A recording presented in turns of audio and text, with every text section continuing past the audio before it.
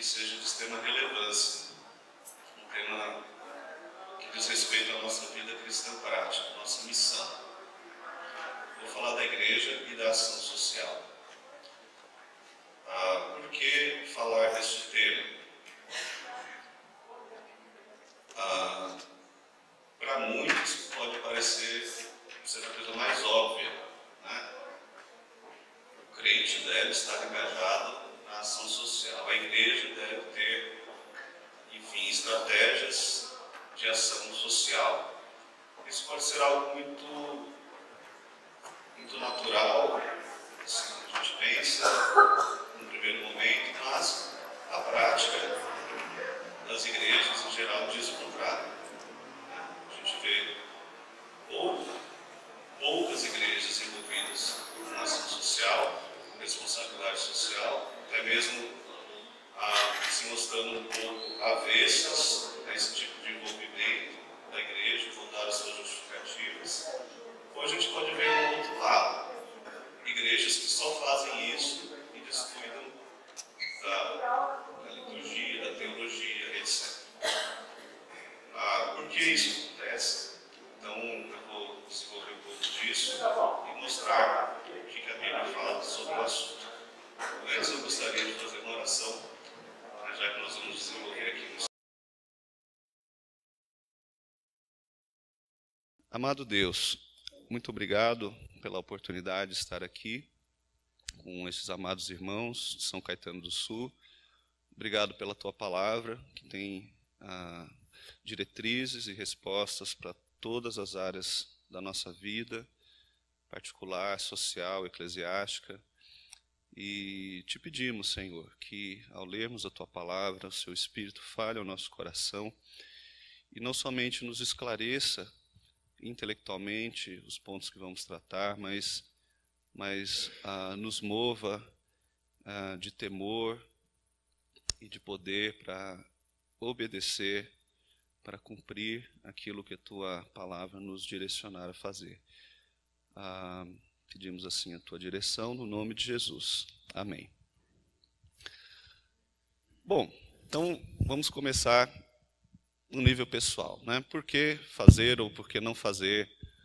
Ou, melhor dizendo, por que as pessoas normalmente não fazem ou não praticam tanto a ação social como deveriam? A gente sabe por quê, né? O mais óbvio é o nosso pecado, a nossa natureza pecaminosa. A gente ou é preguiçoso ou não ama as pessoas como a nós mesmos, né? Como pessoas criadas à imagem e semelhança de Deus, somos egoístas. Enfim, tudo isso cada um de nós já sabe. Mas eu não vou assim, desenvolver o estudo partindo desse pressuposto mais óbvio, porque eu quero tratar no nível institucional. Por que, não individualmente, mas por que a igreja não faz, ou faz da forma errada? Então, eu queria voltar com vocês mais ou menos um século atrás, início do século XX, antes das duas grandes guerras mundiais.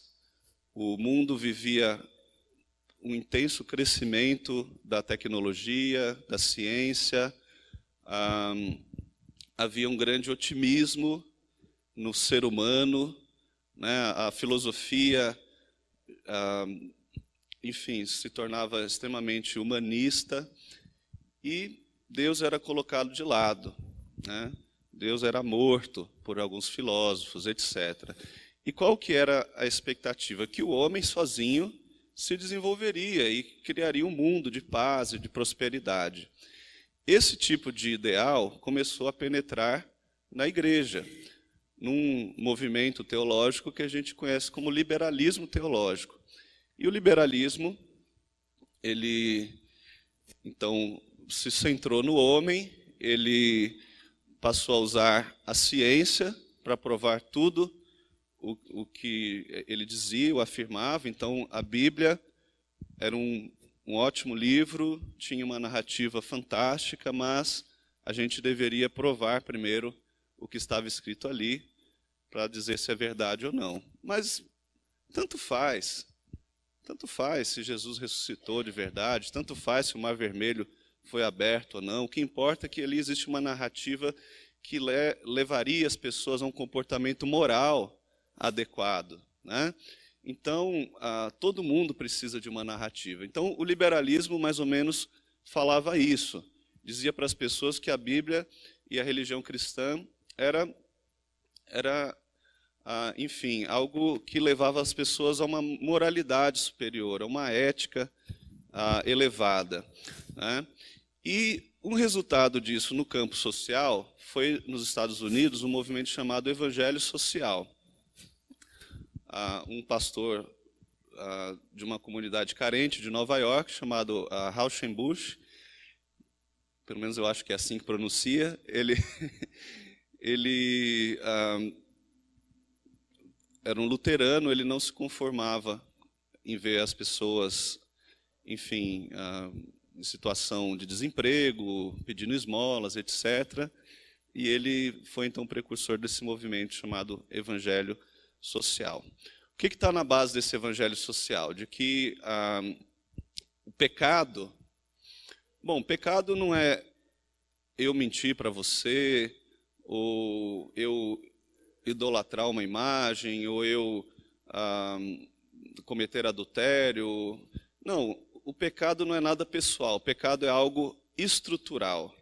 Ou seja, o que é o pecado? O pecado é a injustiça social, o pecado é a desigualdade, o pecado é a corrupção no governo. Então, isso seria o pecado na visão dele, e a missão da igreja seria, então, recuperar essas estruturas da sociedade, né? Através de instituições de caridade, através de envolvimento cidadão na política, etc, etc. Então, a expectativa é que a igreja usasse desse recurso moral dela para recuperar as estruturas da sociedade, e isso, quando acontecesse, seria a redenção. Isso seria a redenção da humanidade, isso seria a salvação. Então, ele não acreditava que o pecado fosse algo real, que leva uma pessoa para o inferno, ou que a salvação fosse algo real, né, que nos aproximaria de Deus, nos traria a redenção dos pecados reais e nos levaria para o reino de Deus, ou para o céu. Não, ele acreditava nisso, na redenção da humanidade aqui na Terra, pela recuperação das estruturas sociais. Esse evangelho social, ele não chegou de forma relevante no Brasil ou na América Latina, a não ser por um livrinho que os mais antigos aqui já leram ou conhecem, que é Em Seus Passos que Faria Jesus, né? Esse é um livrinho bem característico deste movimento. Na América Latina, o liberalismo chegou na área social através de um outro movimento que foi encabeçado pela Igreja Católica, que é a teologia da libertação. Tá certo? E essa vocês já ouviram falar um pouco mais. Enfim, o que o liberalismo fez com a igreja na área da ação social? Ela reduziu o evangelho a uma mera mensagem social. Resumindo o que eu disse aqui, ela reduziu o evangelho a uma mera mensagem social. Então não existiu a morte vicária de Cristo, não existe pecado, não existe salvação. O que existe é isso, uma mensagem social, uma mensagem moralista, ok? É lógico que a igreja, genuinamente cristã, né, genuinamente evangélica, se opôs a isso e deu o contragolpe. Só que o contragolpe pode ter sido tão forte quanto, né, o chamado efeito pêndulo. Você está num extremo, aí para combater você usa todas as forças e vai para o outro extremo, que foi o fundamentalismo. E o que o fundamentalismo fez? Para não se parecer com um liberal, o fundamentalista reafirmou todos os princípios fundamentais da fé cristã, sem dúvida alguma, mas no campo prático ele rejeitou qualquer tipo de ação social ou qualquer tipo de de ação que o fizesse parecer com um liberal. Então ele não queria se parecer com um liberal, ele foi para o outro extremo. E ficou apenas na comunicação da verdade, num evangelho mais acadêmico, mais teórico, enfim, polarizou em relação ao liberalismo. Então, o que o fundamentalismo fez? Ele ignorou o processo da civilização humana como um ambiente dentro do qual a obediência e a fé cristã se demonstram. A vida cristã passou a se resumir apenas à igreja. Apenas à igreja. E a igreja se excluiu do mundo. Se excluiu do mundo.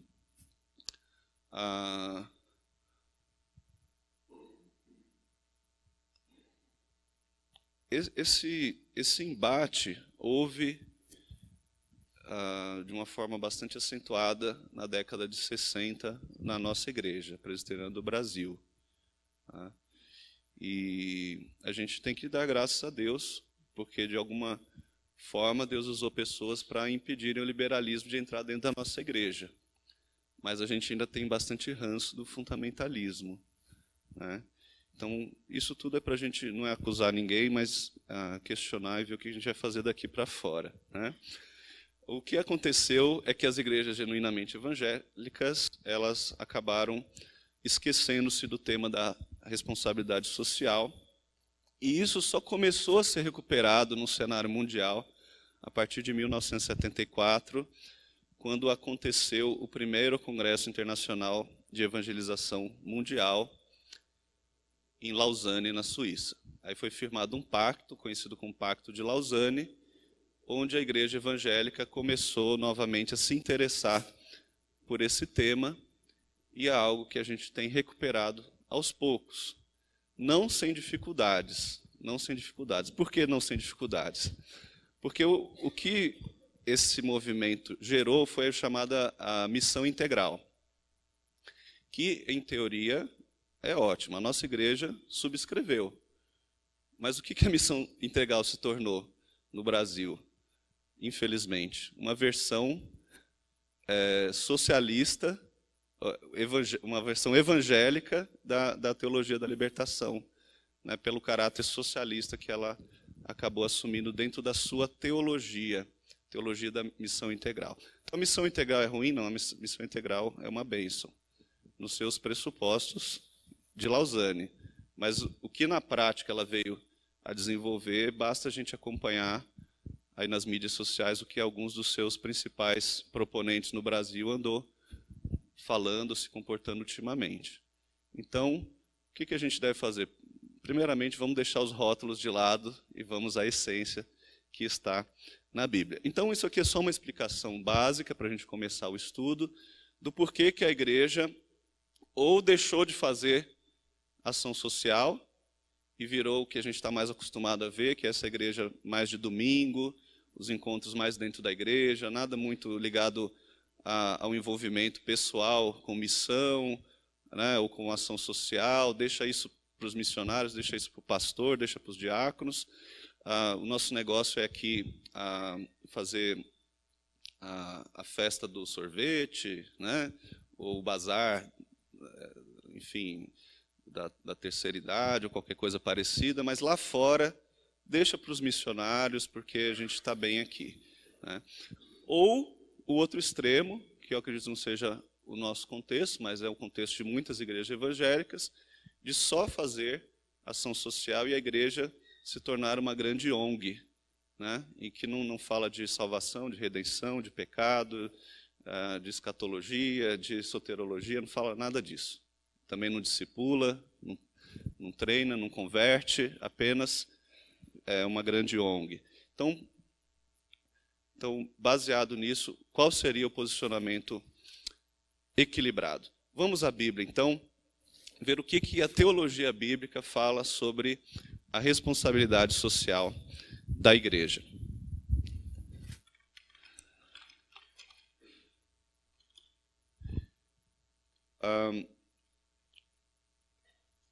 Eu vou ler bastante textos, então eu não vou ocupar os irmãos pedindo que vocês procurem esses textos. Até para facilitar, eu já os trouxe impressos aqui para não ter que ficar folheando a Bíblia também. Mas acreditem, está lá, tá bom? Vocês podem anotar e, se quiserem, no final eu posso deixar uma cópia escrita desse estudo para quem solicitar, tá bom? Bom, primeiramente, vamos falar na ordem cronológica. Dilúvio. O que aconteceu na época do dilúvio? Deus, vendo que o mal havia crescido na terra, a impiedade havia crescido na terra, ele escolheu Noé e decidiu enviar um grande dilúvio. Mas qual era a intenção de Deus? Era destruir o mundo? Bom, se a intenção de Deus fosse destruir o mundo, ele teria destruído. Teria destruído Noé e a sua família, teria destruído todos os seres vivos. Enfim, a gente não estaria aqui comentando nada sobre isso. Mas, na verdade, Deus tirou a família da aliança, preservou a vida na terra dentro daquela arca. Então, ele enviou juízo sobre o mundo, mas não para destruí-lo, mas para justamente preservá-lo, preservar o mal, ou o mundo do mal. Sucintamente, é o que Deus fez no dilúvio. Ele estava interessado no mundo, e por isso ele não o destruiu, mas o preservou, e deixou ali para todos nós e para todas as gerações uma amostra grátis do juízo final, né? Deixou ali uma antecipação do que seria o juízo e do que seria a igreja. A igreja é a arca, né? Onde estão os salvos, onde está a família da aliança. Deus preservando o mundo. Um outro tema da teologia bíblica, Abraão e posteriormente Israel.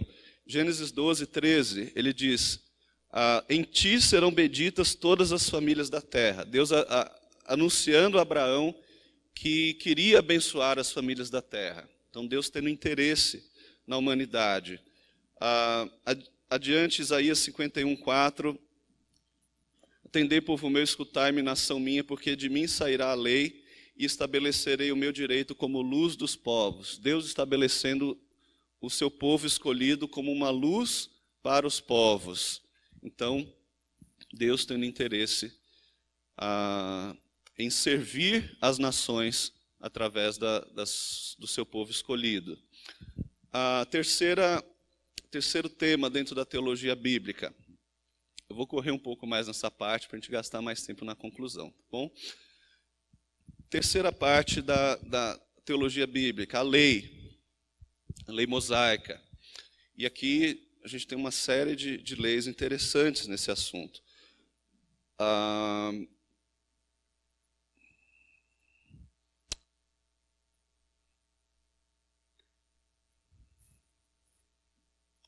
Só um segundo.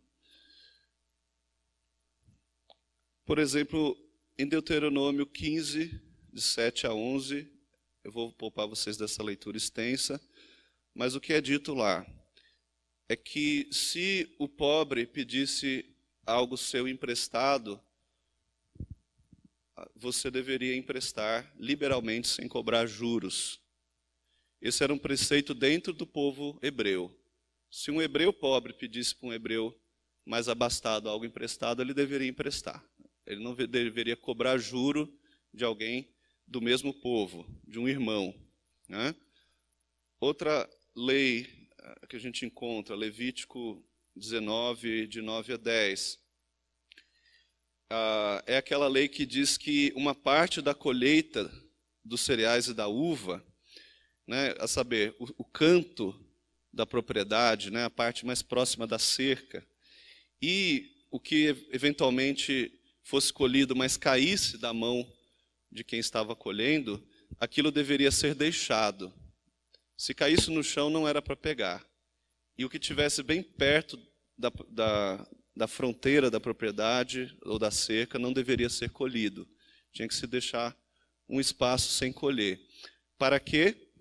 Para que o pobre e o estrangeiro tivessem como se sustentar.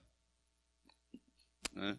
Eu associo isso, na nossa vida mais urbana, àquelas moedinhas, né, que a gente tem, aqueles trocos que a gente recebe eventualmente, e alguns de nós é mesquinho ao ponto de até as moedinhas guardar, trocar, e assim não ter nunca um centavo no bolso para dar a alguém que nos pede, né? Mas a gente deveria. Terceiro item dentro da lei, Deuteronômio 14, 28, ou Deuteronômio 26, 12, que é a lei sobre o dízimo. E o que é interessante é o que ele fala sobre o objetivo do dízimo. O objetivo do dízimo não era sustentar apenas os levitas, mas também o necessitado no meio do povo. Então, o dízimo tinha esse objetivo, inclusive. Quarto tema dentro da lei, o ano sabático. Está lá em Êxodo 23, versículos 10 a 11, em Levítico 25. O ano sabático era um ano a cada 7 em que a lavoura não podia ser colhida, a terra tinha que ser deixada em descanso, e a gente já sabe que isso tem um fator químico na terra, um fator químico, biológico, que a terra se recupera. Mas também é dito na lei que isto era para fornecer meio de subsistência aos pobres, porque eles se alimentariam do fruto que nascesse espontaneamente.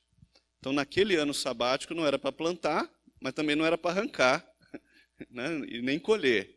O que nascesse espontaneamente era para ser deixado lá. E o pobre poderia ir e colher se ele quisesse. Quinto ponto, ao fim de cada 7 anos, haveria remissão, né, dentro do contexto do ano sabático.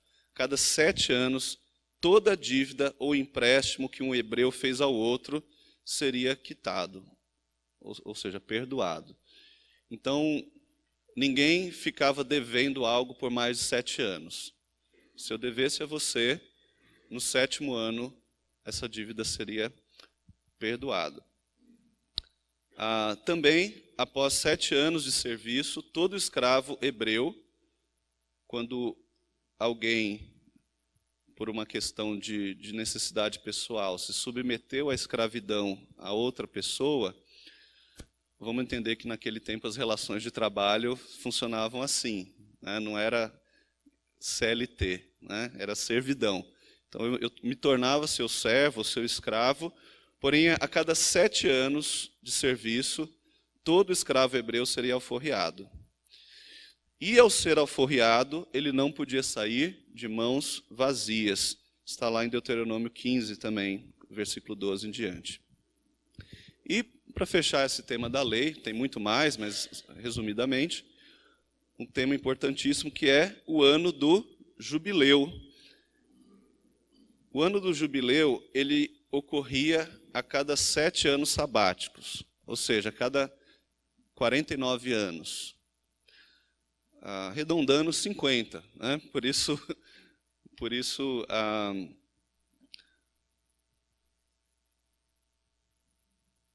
ou seja, 7 vezes 7, 49, perto de 50 anos. Ele determinava uma série de coisas que já aconteciam nos anos sabáticos, só que de uma forma mais enfática. Todo escravo deveria ser liberto, isso está lá em Levítico 25, 39 e seguintes.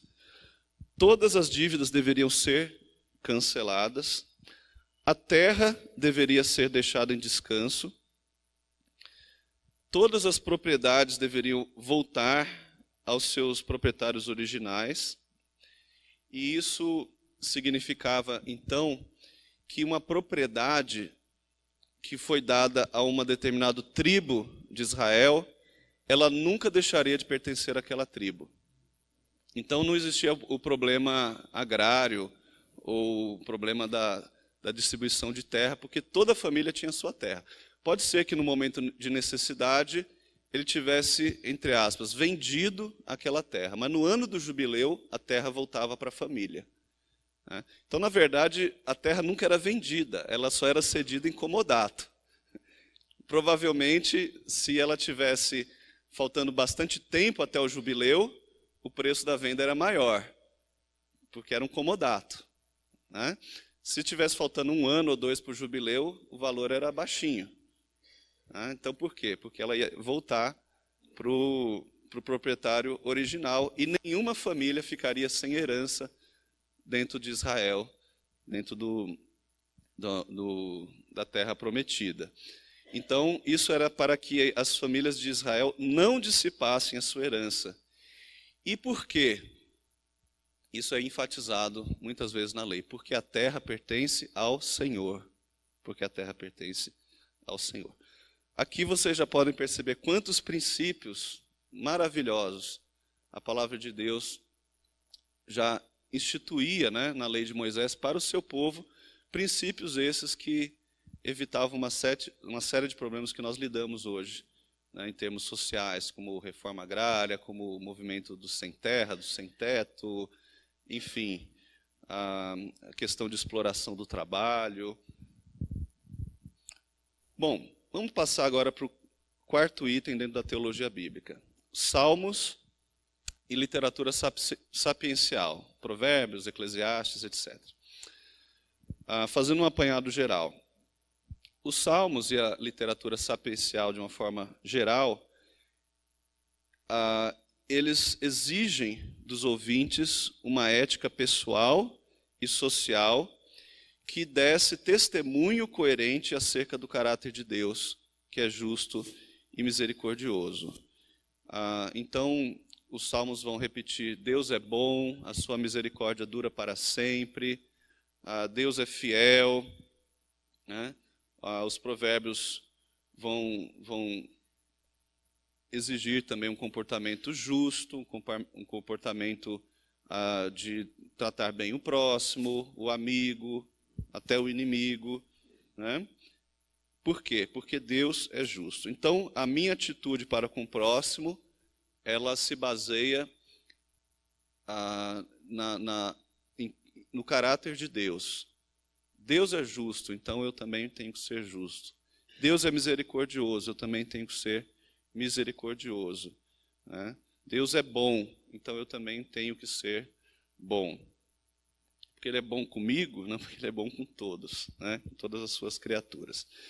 Outra coisa que principalmente os provérbios tratam em muitas partes: um incentivo ao correto manejo dos campos, a justa distribuição de renda, o trabalho honesto, a busca da justiça, o bom governo. Os provérbios muitas vezes também denunciam a preguiça e a avareza. Os irmãos conhecem de cor. Vai ter com a formiga, ao preguiçoso, e por aí vai.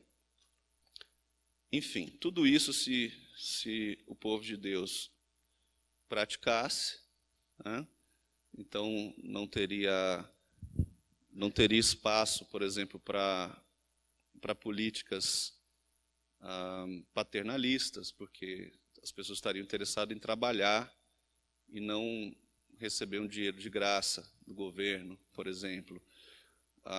Os mais ricos não estariam acumulando tanto e desprezando o pobre, mas estariam, de uma certa forma, usando do excedente para beneficiar a sociedade como um todo, quem sabe doando a universidades, a instituições que cuidam da educação, da saúde, etc. Enfim, se a ética ou o caráter de Deus tivesse impresso de uma forma perfeita nos nossos corações, esse assunto nem seria necessário. 5º tema dentro da teologia bíblica: os profetas. Aqui eu vou ler. Isaías, por exemplo, ele diz lá no capítulo 11, versículo 6: o lobo habitará com o cordeiro, o leopardo se deitará junto ao cabrito, o bezerro e o leão novo e o animal cevado andarão juntos, e um pequenino os guiará. A vaca e a ursa pastarão juntas, e as suas crias juntas se deitarão. O leão comerá palha como o boi. A criança de peito brincará sobre a toca da áspide, e o já desmamado meterá a mão na cova do basilisco. Não se fará mal, nem dano algum em todo o meu santo monte, porque a terra se encherá do conhecimento do Senhor, como as águas cobrem o mar.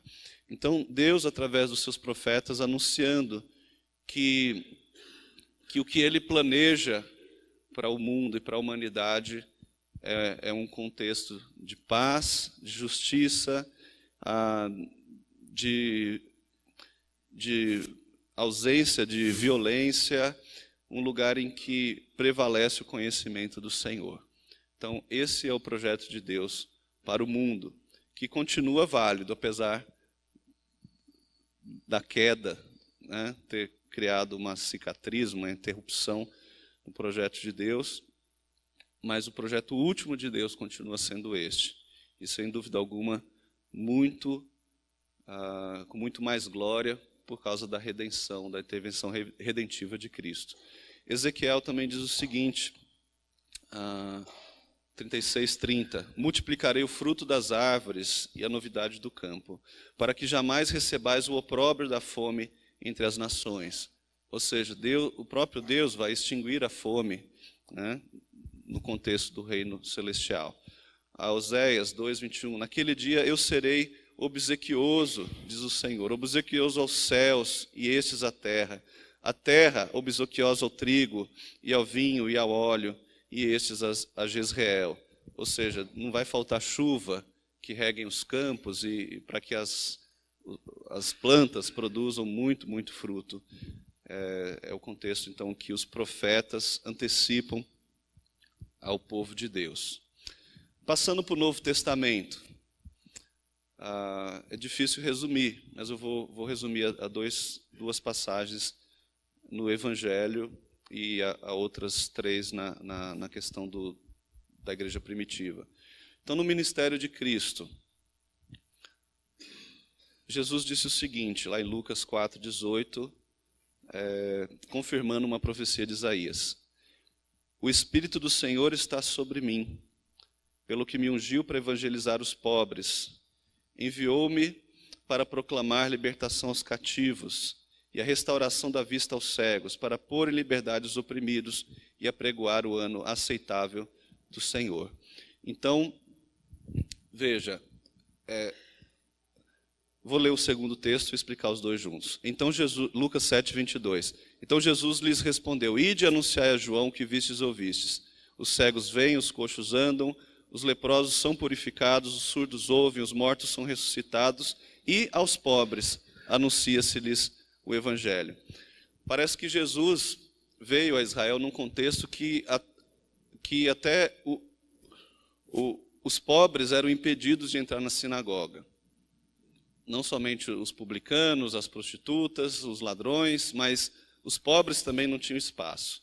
Era uma religião extremamente elitista.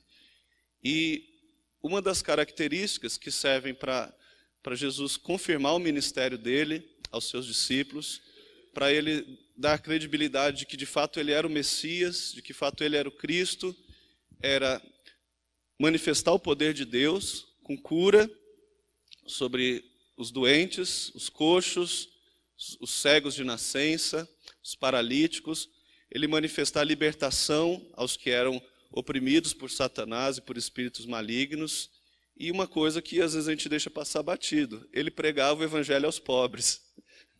Ele pregava o evangelho aos pobres.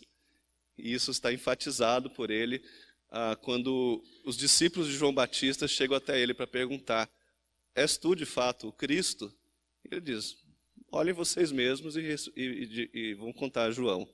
João já estava preso nessa época. Vamos lá contar para João o que vocês estão vendo. Né? Entre outras coisas, a pregação aos pobres. E após a ascensão de Cristo, o contexto da igreja primitiva era o seguinte: Atos 4, da multidão dos que creram era o coração e a alma, ninguém considerava exclusivamente sua, nenhuma das coisas que possuía, tudo, porém, lhes era comum.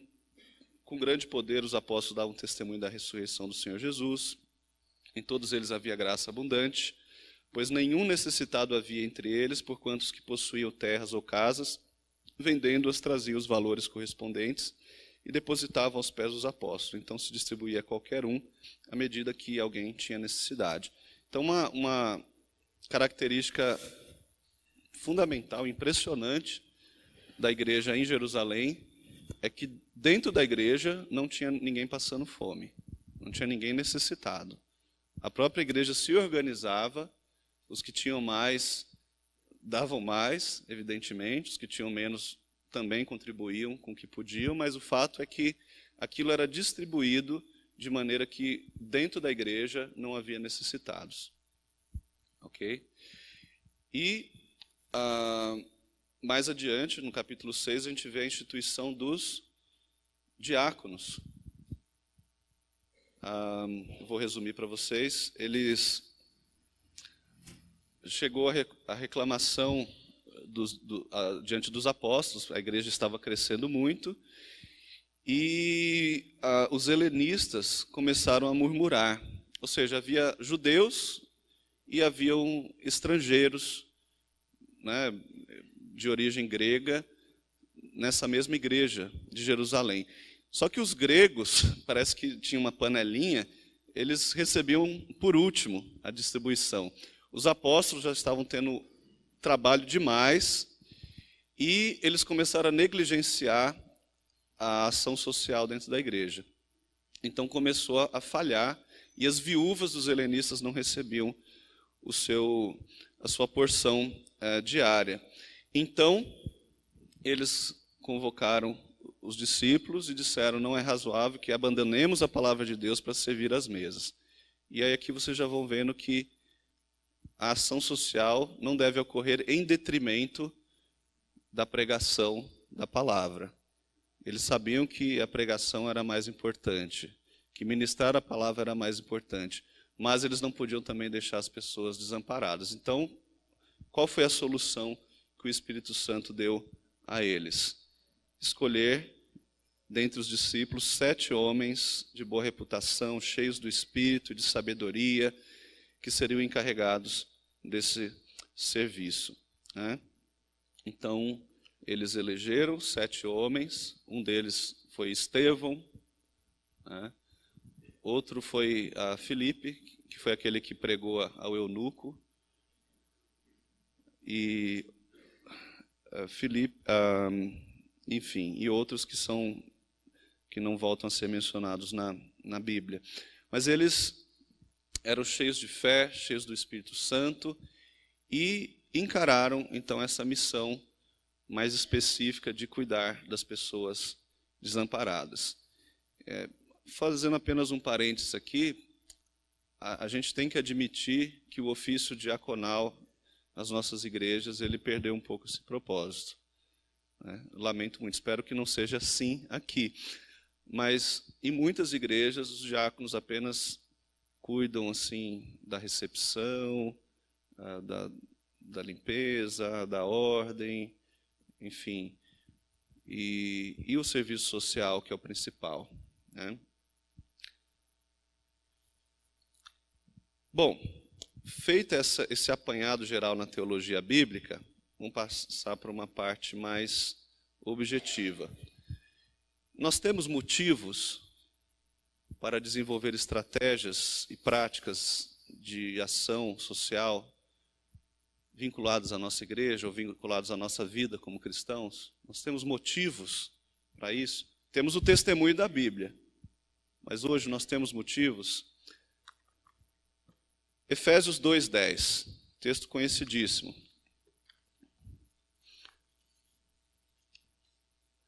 Pois fomos feitura dele, criados em Cristo Jesus, para boas obras, as quais Deus de antemão preparou para que andássemos nelas. A nossa regeneração em Cristo, ela nos coloca em condição de fazer aquilo que o ímpio não pode fazer. O ímpio não pode fazer boas obras. Como assim?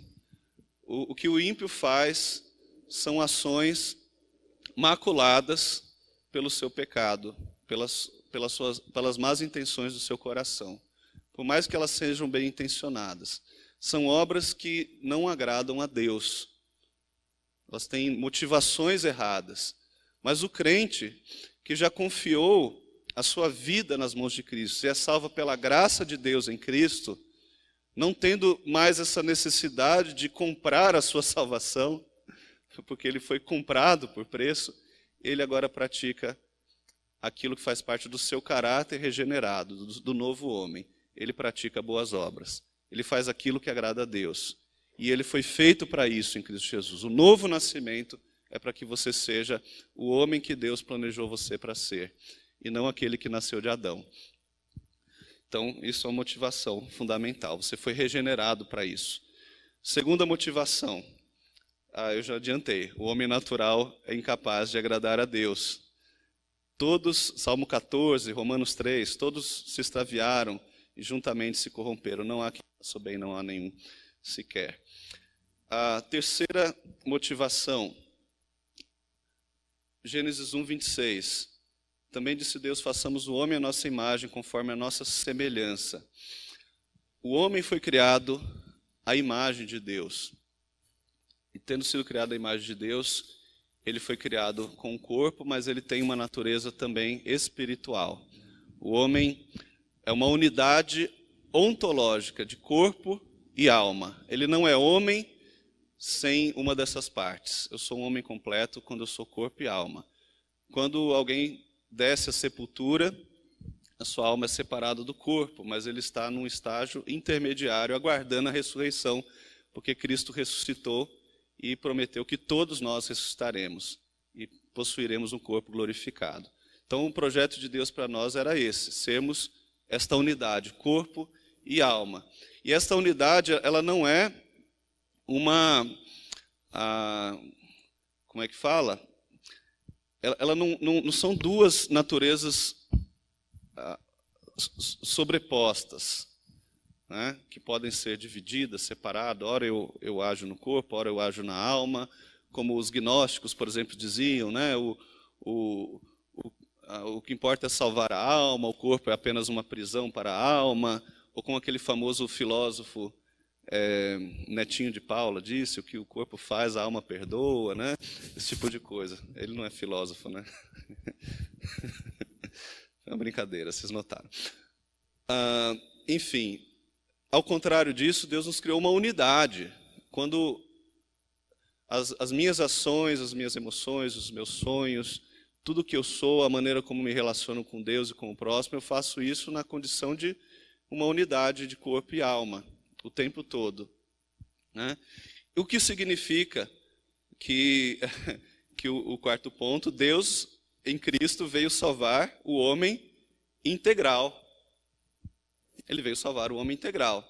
Senão o projeto de Deus seria apenas que a gente fosse para o céu como almas, né? Então o nosso futuro escatológico seria viver como almas penadas no céu. E não é isso. Jesus Cristo ressuscitou em corpo, fato que escandalizou os gregos lá em Atenas.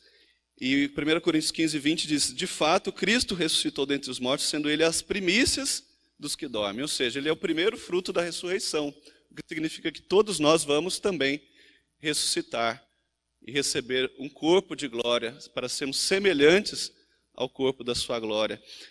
Então, o projeto de Deus é nos salvar integralmente. Então, também o nosso corpo, que hoje é inclinado ao pecado, ele é em todas as suas áreas corrompido, depravado e deteriorado pelo pecado, ele será também transformado, redimido, e o pecado será expurgado. O plano de Deus é uma salvação integral. Isso implica, ainda falando de motivações, amor ao próximo. Lucas 10 diz o seguinte, eu vou resumir aqui porque é aquela passagem do jovem, é a passagem do bom samaritano. O escriba perguntou para Jesus quem seria o seu próximo, né?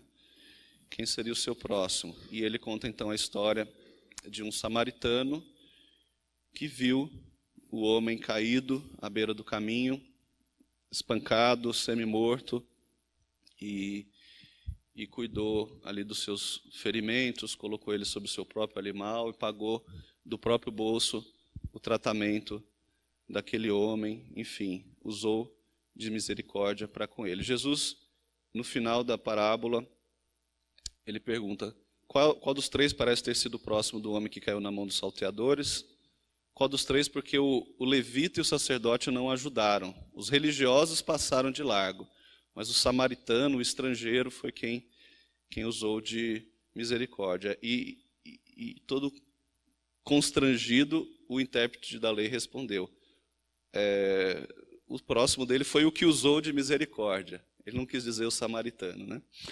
E Jesus então lhe disse, vai e procede tu de igual modo. E essa ordem de Jesus recai sobre nós. Vai tu e procede de igual modo. Ok? Outra motivação, Mateus 25, 40. O rei respondendo lhes dirá, em verdade vos afirmo que sempre que o fizeste a um destes meus pequeninos irmãos, a mim o fizestes. Ou seja, sempre que eu dou um copo de água, um prato de comida, estendo a mão para um pequenino, alguém excluído, alguém miserável, alguém à margem da nossa realidade de vida, eu devo fazer, não questionando se ele merece estar naquela situação, se ele usou droga, o que ele fez para estar ali, mas fazendo como se fosse para Cristo. E Jesus disse que, de fato, quando fizermos isso para alguém, estaremos fazendo para Ele. A sétima motivação, o testemunho cristão. Isso é óbvio. Mateus 5 diz que nós somos o sal da terra. E se o sal vier a ser insípido, como lhe restaurar o sabor? Para nada presta, senão lançado fora a ser pisado pelos homens. E diz mais, vós sois a luz do mundo. Não se pode esconder a cidade edificada sobre o monte.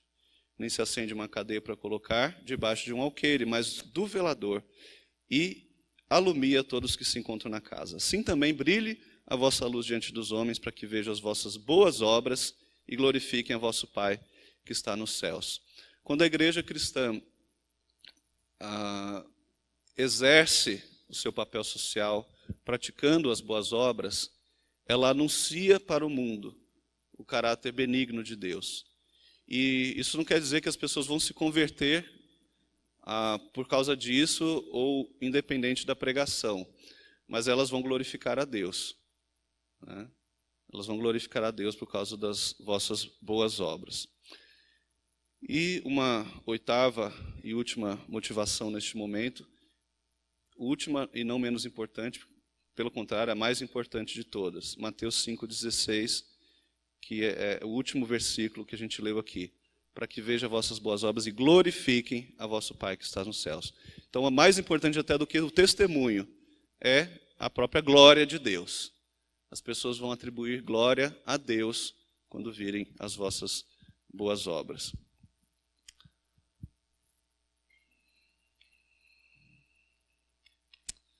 Bom,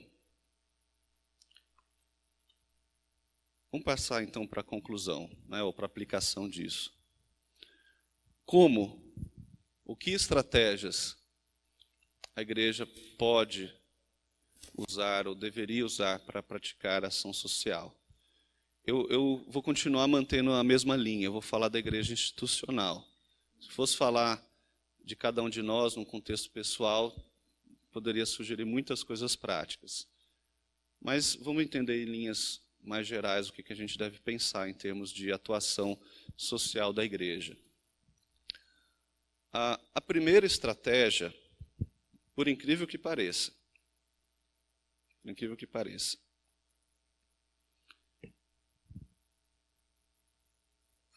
ela parte de algo extremamente básico e cada um de nós tem condição de fazer isso. Afinal, nós estamos sendo treinados nesses bancos aqui, todos os domingos e talvez em encontros durante a semana, a fazermos isso, embora alguns de nós ainda não tenham feito, que é defender a fé.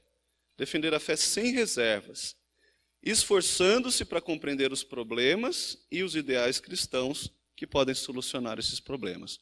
O nosso problema não é entender a fé, mas é entender como colocá-la em prática.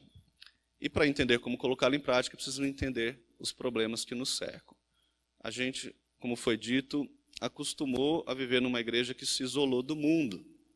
A gente tem que voltar a ter contato com o mundo para entender os seus problemas e se sentir parte desse problema e da solução deles. Um conhecido apologeta, filósofo cristão, Francis Schaeffer, fundador da Sociedade L'Abri, que tem inclusive uma versão brasileira, uma fundação que tem se preocupado em travar esse diálogo entre a igreja, a teologia e a sociedade, especialmente o contexto pós-moderno da sociedade.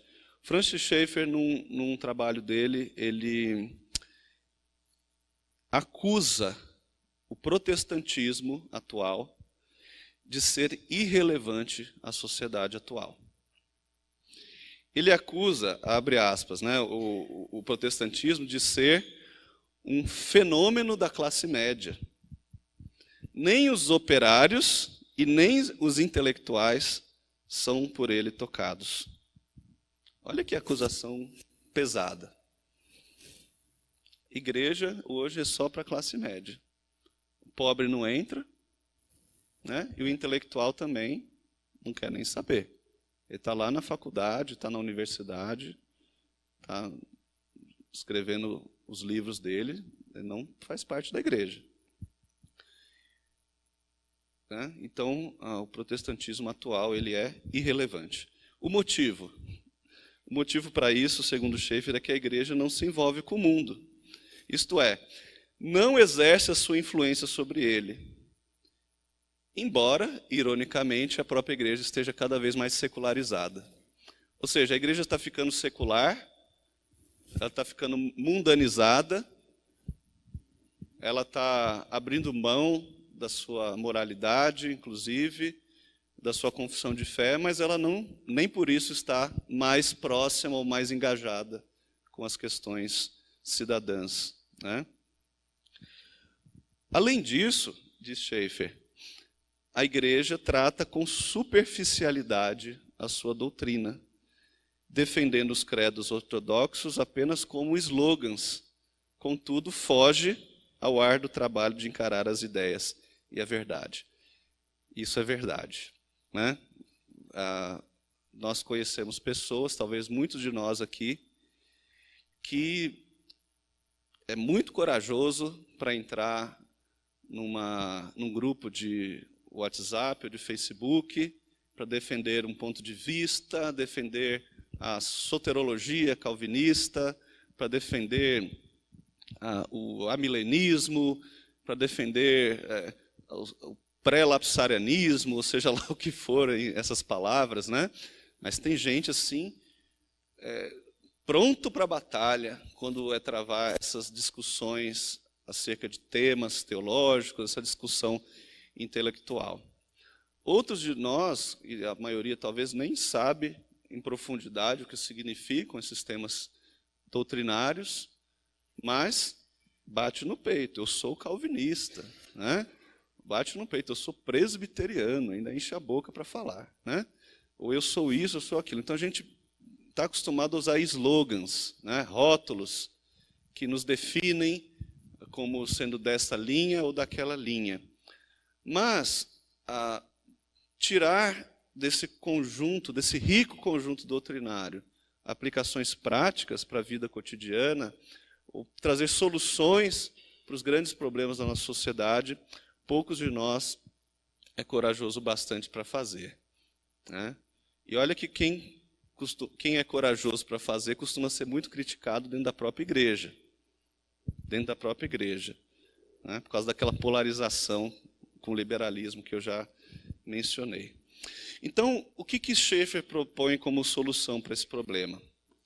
Ele propõe tratar as ideias envoltas na verdade cristã, ou seja, defender nos credos tradicionais, sem reservas. A gente tem que conhecer em profundidade, tem que defender, né? E isso, em resumo, significa fazer um esforço honesto para compreender os problemas e os ideais cristãos, ou seja, entender os problemas da sociedade e os ideais cristãos que podem se antepor a esses problemas. Então, se a gente, especialmente as pessoas que tenham capacidade, né, intelectual, teológica para fazer isso, deveriam fazer um esforço honesto para compreender quais problemas estão ao redor do contexto da igreja e como a nossa teologia pode se antepor a esses problemas.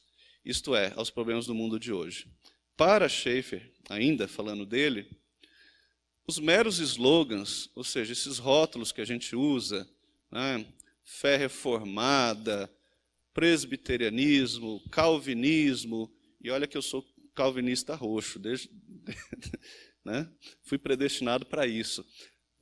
E acredito que muitos aqui também são, ou todos, espero. Mas só mencionar esses rótulos, eu não estou desprezando o conteúdo, eu estou dizendo, e Schaeffer está dizendo, que só você cuspir esses rótulos nas pessoas não servem para responder às indagações do homem, e nem tampouco a aceitação da Bíblia pelas pessoas mediante um ato de fé cega. Né? Não são os rótulos que vão ser instrumentos de Deus para converter o coração das pessoas. Para que a gente entenda os problemas da nossa época, a gente precisa atuar no mundo de maneira a demonstrar que Deus existe e Ele é pessoal. Essa é uma afirmação recorrente nos livros de Schaeffer. Deus não criou o mundo e o abandonou, o entregou a si mesmo. Ele é um Deus que intervém, é um Deus que opera no mundo. E mais, Ele não é só uma força cósmica, né, do qual surgiu o Big Bang, etc. Não, Deus é pessoal. Ele planejou o mundo com inteligência. Ele quis criar o mundo, Ele quis criar cada um de nós. Ele nos planejou e Ele cuida de cada detalhe da nossa existência e dos mínimos detalhes da natureza, do universo, através da sua providência. Através da sua providência. Então, o cristão no mundo, ele deveria também aproveitar as mínimas oportunidades para comunicar isso às pessoas. E, a partir disso, nós teremos oportunidades de ação social e, ao mesmo tempo, de evangelização. Porque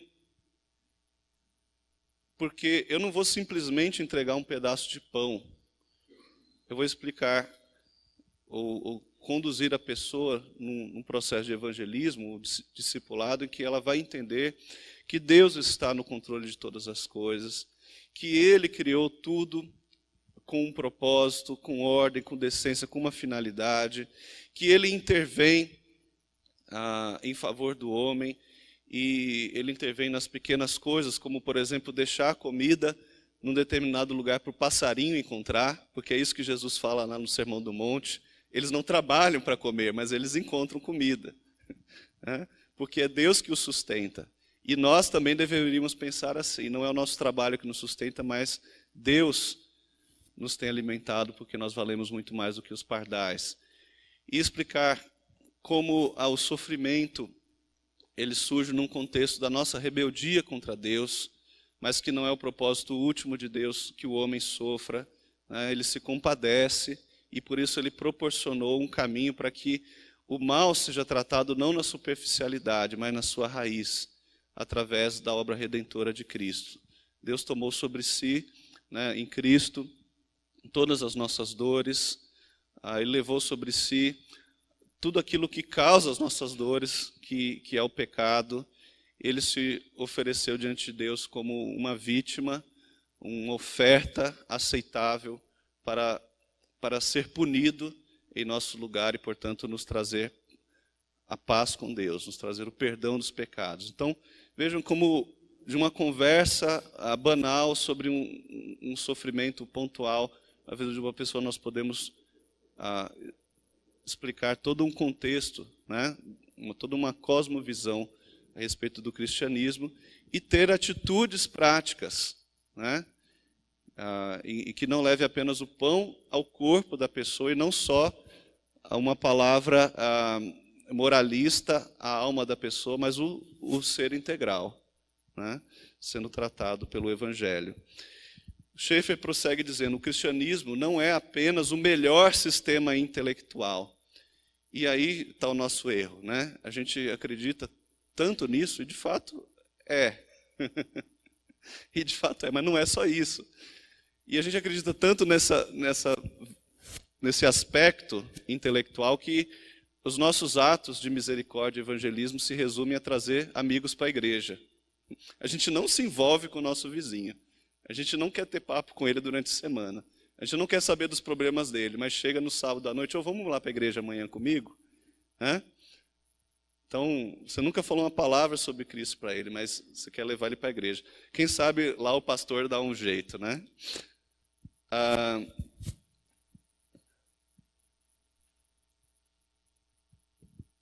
Por que o cristianismo não é apenas o melhor sistema intelectual que o mundo jamais conheceu? Porque ele é mais do que isso. Ele é a verdade. Ele é a verdade. Ele é a verdade num mundo que desacredita da existência de uma verdade. Um mundo que relativizou todas as verdades, né? E por isso está em desespero. O Evangelho, a palavra de Deus, o sistema cristão, a cosmovisão cristã continua sendo uma baliza, continua sendo uma âncora, um lugar onde alguém possa finalmente se agarrar e obter verdadeira segurança. Por isso, não basta a gente simplesmente dar assentimento, ou seja, concordar com as Escrituras apenas de boca, como se tratasse apenas de uma verdade mecânica. Então eu tenho aqui no meu bolso as 4 leis espirituais e eu repito aquilo lá igual uma metralhadora. Às vezes eu nem entendo o que está dizendo ali, né? Já usei e continuo usando as 4 leis espirituais, não é esse o problema. O problema é se tornar um robô, né? Não é suficiente também presumir que a lógica fria e o bom senso são as únicas coisas necessárias. A Bíblia não diz que isso é suficiente. Os escritores dos credos, enfim, da nossa ortodoxia também não entendiam assim. Então, saindo do Schaeffer agora, prosseguindo, o que a gente deve fazer, além de reafirmar categoricamente a nossa fé cristã em contraste aos problemas do mundo? Promover ações, né, que possam remover as condições geradoras da pobreza potencial para a classe mais excluída, a classe trabalhadora. Um autor chamado Haynes, ele sugere que a igreja ela não se omita de atuar junto ao governo, né, junto ao poder legislativo, principalmente, influenciando esse poder legislativo a atingir uma legislação apropriada, como, por exemplo, leis sanitárias, a indenização para acidentes, treinamento vocacional, educação básica, etc. A igreja ela deveria influenciar principalmente nesse ponto. A gente vê, na igreja presbiteriana isso não é comum, mas muitas igrejas evangélicas hoje estão atuando na política, mas de que forma?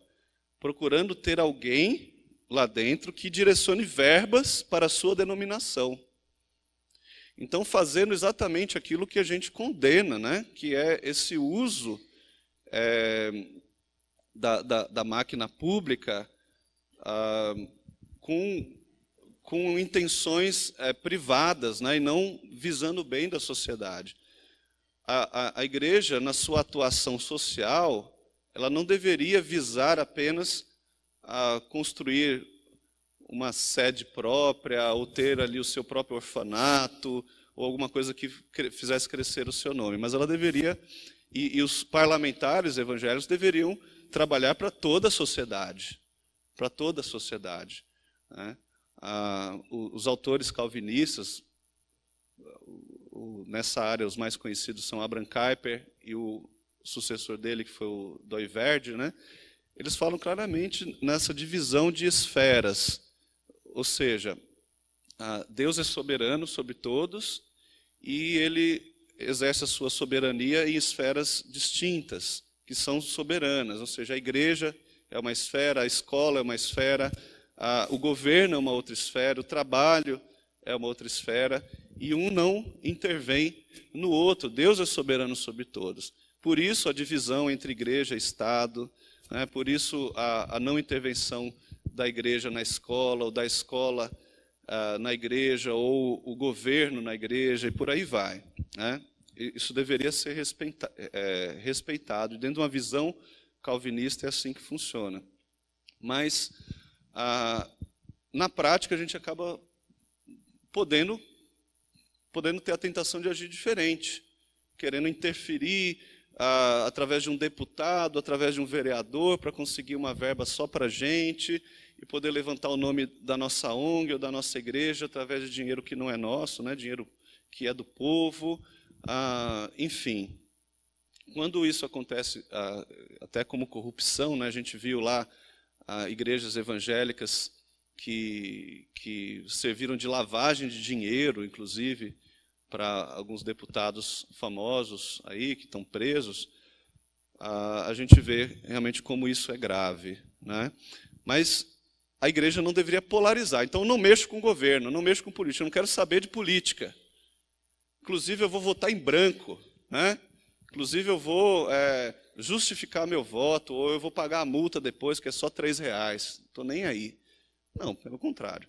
Engajamento cidadão, ele não é importante, ele é fundamental. A igreja tem que atuar nessas esferas. Terceira aplicação. O verdadeiro amor cristão. Ele ajuda os verdadeiros necessitados. Quanto aos demais, esforça-se em torná-los bons e diligentes trabalhadores. Os cristãos deveriam lutar contra a cultura da dependência, pois, quando o paternalismo prospera, os pobres não prosperam. Olha que é um tema bem atual, especialmente em época de eleição, né? O que acontece? Quando a gente se engaja numa ação social, a gente costuma começar por um tipo de ação social chamado assistencialismo, que é quando você doa itens de necessidade imediata e indiscriminadamente. Mas o amor verdadeiro, ele deveria nos levar a ser mais criteriosos, ajudando com essas ajudas imediatas aquelas pessoas que realmente necessitam. E para as demais, ajudando também, mas ajudando com uma cultura do Evangelho que levaria as pessoas a valorizarem o trabalho e a obtenção dos seus próprios meios de subsistência. Então, a gente poderia distinguir 3 tipos de ação social. A primeira e mais básica, e a gente não está discriminando ela, porque todo mundo começa por ela, é o assistencialismo, que é a beneficência simples, individualista, paliativa, paternalista e centrada no indivíduo, né? É a famosa cesta básica. Ela afirma que, em nome de Jesus, a igreja tem condição de transformar radicalmente vidas, realidades e a própria sociedade. Então, a gente pode começar distribuindo sopa, não tem problema. Só que a gente tem que visar algo mais alto. E aí vem a assistência social. Assistência social é o segundo degrau. Já é uma política mais abrangente, né, de seguridade social, que visa atender necessidades básicas. É quando eu não estou preocupado só em atender pontualmente, mas crio uma estratégia para isso. Mas ainda não é profunda. Uma ação social mais profunda seria, o último degrau, é quando eu estou voltado para o contexto social. Eu não viso atingir somente as pessoas, mas as estruturas que determinam as situações de problema. É quando eu me coloco em condições de, por exemplo, trabalhar na esfera da educação infantil ou um ensino profissionalizante, enfim, quando eu dou a vara para pescar e não o peixe direto. Finalmente, a última estratégia que eu vou mencionar aqui é seguir exemplos bíblicos, e eu vou mencionar 2 versículos aqui.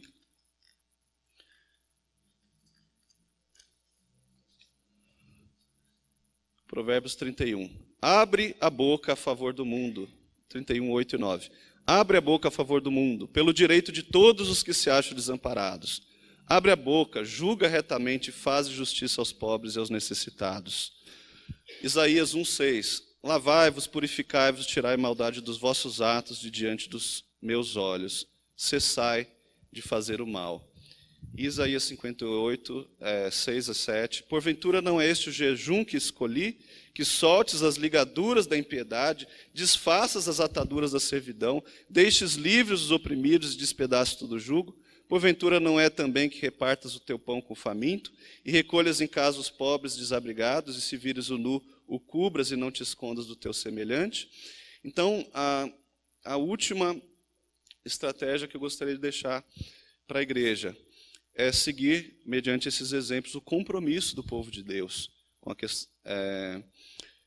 que ao seguir os preceitos bíblicos, este compromisso do povo de Deus com a questão social, ela de fato suscite ações transformadoras na sociedade, não simplesmente paliativas, né?